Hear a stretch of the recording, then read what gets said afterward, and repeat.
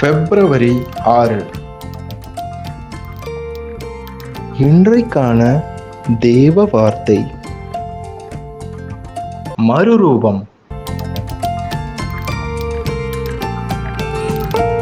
நீங்கள் இந்த பிரபஞ்சத்திற்கு ஒத்த வேஷம் தெரியாமல் தேவனுடைய நன்மையும் பிரியமும் பரிபூர்ணமுமான சித்தம் இன்னதென்று பகுத்தறியத்தக்கதாக உங்கள் மனம் புதிதாகிறதுனாலே மறுரூபமாகுங்கள்.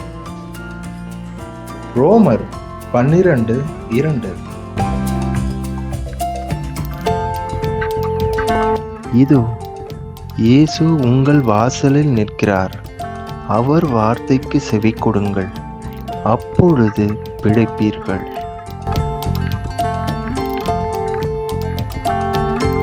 இயேசு உங்களை ஆசீர்வதிப்பாராக. அல்லேலூயா. ஆமேன்.